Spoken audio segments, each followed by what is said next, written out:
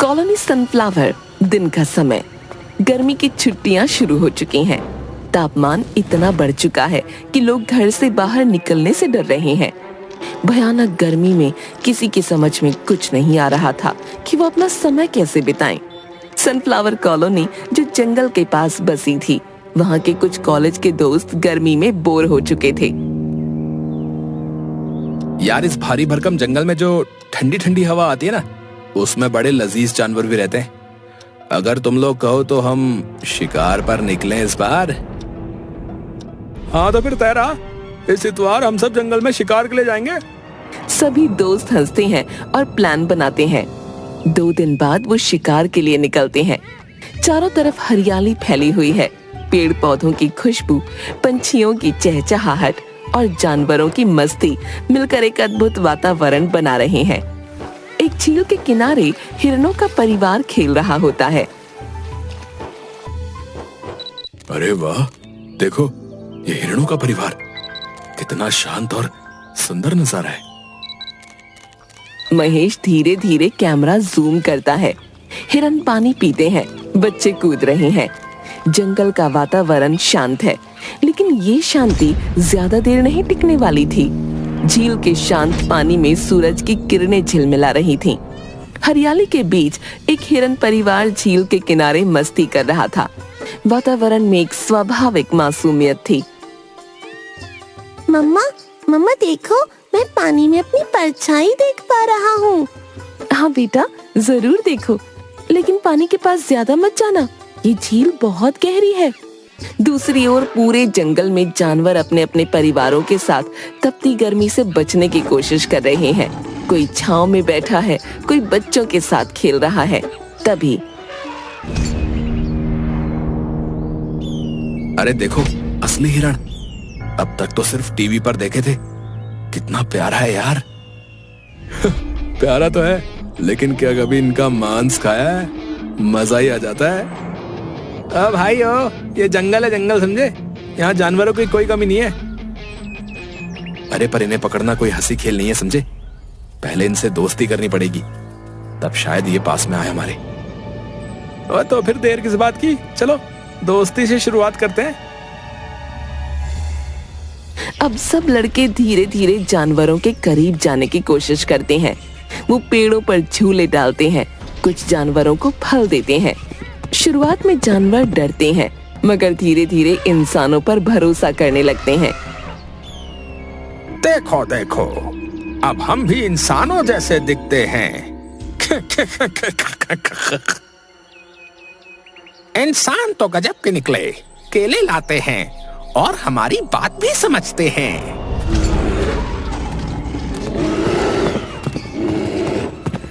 अरे अरे डरो मत, हम तुम्हारे दोस्त हैं। क्यों, सही कहा ना मैंने? हम तुम्हें कोई नुकसान नहीं पहुंचाएंगे। धीरे धीरे इंसान और जानवरों के बीच एक अनोखी दोस्ती पनपती है।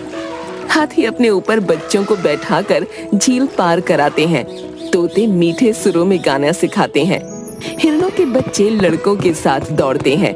जंगल जो कभी डरावना लगता था, अब एक जादुई संसार बन गया था, जहाँ न शिकार था न डर, सिर्फ दोस्ती, हंसी और एकता का संग।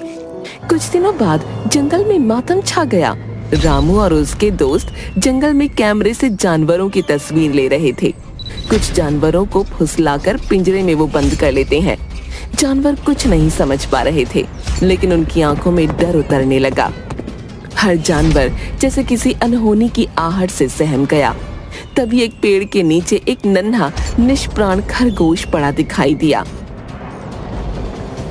क्या क्या ये हमारे रामू भैया ने किया? हाँ, मैंने अपनी आंखों से देखा। वो हमें पिज्जा और हंसी नहीं, धोखा और बंदूक लेकर आया था। हम तो उसे दोस्त समझ बैठे, वो तो शिकारी निकला, शिकारी। हमने तो उन पर भरोसा किया था। हमने अपने बच्चों को उनके पास जाने दिया और वो हमारे बच्चों को छीन कर ले गए। मम्मा, क्या इंसान अब हमारे दुश्मन है? जंगल का कोना कोना शोक में डूब जाता है। दूसरी तरफ जंगल के बाहर महेश और उसके दोस्त अपने किए पर गर्व महसूस कर रहे हैं। एक एक तरफ एक खरगोश को पकाकर प्लेट में सजाया जा रहा है।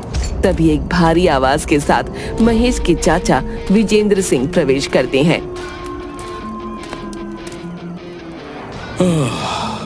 अरे, इस भयंकर गर्मी में कोई जानवर तो दिखाई नहीं देता। होटल में मांस की किल्लत हो गई है, जैसे सब जानवर कहीं गायब हो गए हों। चाचा जी, परेशान ना होइए, यहाँ पास के जंगलों में जानवरों की ना भरमार है, भरमार। कल ही तो हमने 2 हिरण और 1 खरगोश देखा था। आपको जितने चाहिए ले जाइए। अगर ये सच है तो समझो महेश, आज से तेरा रोज का मांसाहारी डिनर मेरे होटल में फ्री। भीड़ हंसती है, तालियां बजती हैं। तभी आप लोग क्या बातें कर रहे हैं? हमने गलती से कुछ जानवरों का शिकार किया, लेकिन इसका मतलब ये नहीं कि हम पूरे जंगल को बर्बाद ही कर दें। देखिए, वो भी किसी के बेटे हैं, कोई किसी की माँ है, उनका भी तो परिवार है ना। एक पल को सन्नाटा छा जाता है, लेकिन अगले ही पल सब खिलखिलाकर हंस पड़ते हैं।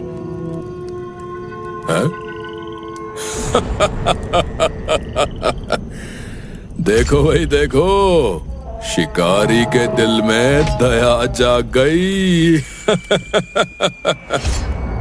अरे यार रामू, अगर इतनी ही ममता थी तो शिकार पर आया ही क्यों?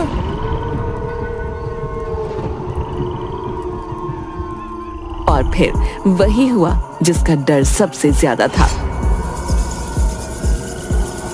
एक दिन जब गर्मी अपने चरम पर थी, आसमान से उतरती धूप अब तलवार जैसी लगने लगी थी और जमीन तप रही थी, जैसे अंगारों से भरी हो। जानवर इधर उधर पानी की तलाश में भटक रहे थे, नजरें थकी, गले सूखे। इसी तपती दोपहर में जंगल की बाहरी सीमा पर विजेंद्र का टोला दिखाई देता है। कंधों पर कुल्हाड़ियां, हाथों में पेट्रोल के कनस्तर। सुबह से पूरा जंगल छान मारा, लेकिन एक भी जानवर दिखाई नहीं दिया। अब तो एक ही रास्ता बचा है कि आग लगा दो इस पूरे जंगल में। ये जानवर गर्मी और धुएं से तड़पेंगे तो अपने आप बिल से बाहर निकलेंगे। वो अपने चारों ओर देखता है, पेड़ सूखे, जमीन झुलसी, जैसे बस चिंगारी की देर हो। लेकिन ठाकुर जी, जंगल पहले से ही सूखा पड़ा है। अगर इस पर पेट्रोल डालेंगे तो ये आग रुकने का नाम नहीं लेगी। न जाने कितने मासूम जानवर फिर इसमें जलकर मर जाएंगे। अरे ओ बबलू, अरे जरा और पेट्रोल लेकर आ रे।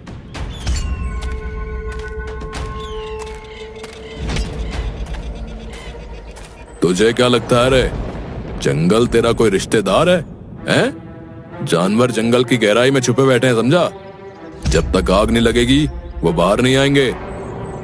और इस सूखी लकड़ी से तो पूरे साल चूल्हे जलेंगे। मेरा होटल भी और तेरा घर भी, समझा? और हमारे पेट की भूख भी तो मिटेगी ठाकुर जी। जानवर भी मिलेंगे और मुनाफा भी, तो फिर हमें इन सबसे क्या ही फर्क पड़ता है? लेकिन ये तो जानबूझकर कत्ल है भाई। सरकार की अगर नजर पड़ी तो कितने बेजुबान जानवर जलकर खाक हो जाएंगे। क्या हमें जरा भी इंसानियत नहीं बची? अरे ओ, इंसानियत से पेट नहीं भरता, समझा शामू? होटल में ग्राहक चिल्ला रहे हैं, मांस चाहिए, नॉन वेज चाहिए, नॉन वेज। और जानवर है कि मानो मिट्टी में ही समा गए हो। अब मैं उनके लिए रोऊं या अपने घर का चूल्हा जलाऊं? बोल। श्यामू कुछ कहने ही वाला था कि धड़ाक, विजेंद्र माचिस जलाता है और वो जलती तीली सूखी पत्तियों पर फेंक देता है। कुछ सेकंड सन्नाटा, फिर फू फू धड़ धड़ धड़, आग जैसे प्यासे राक्षस की तरह जंगल में दौड़ने लगती है। झाड़ियों से पेड़ों तक, जमीन से आसमान तक धुआं और लपटें उठती हैं।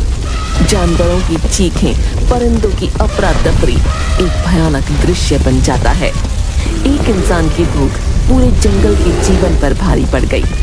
आग सिर्फ पत्तों में ही नहीं लगी, जानवरों की सांसों में भी धुआं घुसने लगा। हिरन, खरगोश, भालू, बंदर सब भयभीत होकर जान बचाने की कोशिश कर रहे थे। चारों ओर धुएं का तूफान, जलती लकड़ियों की खड़खड़ाहट और जानवरों की चीखें गूंज